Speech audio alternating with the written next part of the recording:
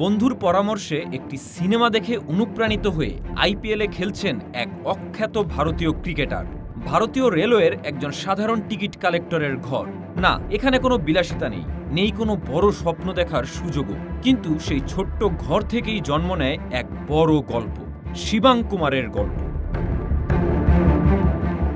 আজ তিনি আইপিএলের মঞ্চে সানরাইজার্স হায়দ্রাবাদের জার্সিতে আলো ছড়াচ্ছেন। কিন্তু এই আলোয় পৌঁছাতে তার পথটা ছিল অন্ধকারে ভরা। শিবাংয়ের বাবা একসময় বাংলার অনূর্ধ্ব ১৯ দলের ক্রিকেটার ছিলেন। স্বপ্ন ছিল দেশকে প্রতিনিধিত্ব করবেন, কিন্তু সংসারের চাপ সেই স্বপ্নকে থামিয়ে দেয়। হাতে ব্যাট নয়, ধরতে হয় দায়িত্ব। আর সেই বাবার অপূর্ণ স্বপ্ন নিয়েই বড় হয়েছেন শিবাং। মোরাদাবাদের মাঠে বারবার অবহেলা, নিজের শহরই তাকে চিনতে পারেনি। একসময় ক্রিকেট থেকেই দূরে সরে যান তিনি। ঠিক তখনই এক বন্ধুর পরামর্শে একটি সিনেমা দেখেন। আর সেই সিনেমা ছিল মহেন্দ্র সিং ধোনির বায়োপিক। সেই এক সিনেমাই বদলে দেয় সবকিছু। ধোনির লড়াই, তার জেদ, শিবাংয়ের রক্তে আবার আগুন জ্বালিয়ে দেয়।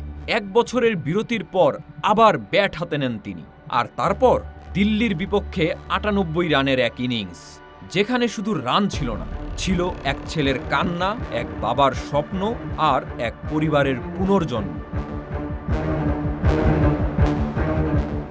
Madhya Pradesh league, Vijay Hazare trophy, Syed Mustaq Ali trophy, সব জায়গাতেই নিজের ছাপ রেখে দেন শিবাং।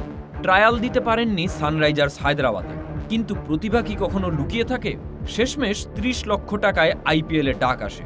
আজ যখন তার বাবা গ্যালারিতে বসেন, তার কানে আর ট্রেনের হুইসেল বাজে না, শোনা যায় হাজারো মানুষের গর্জন।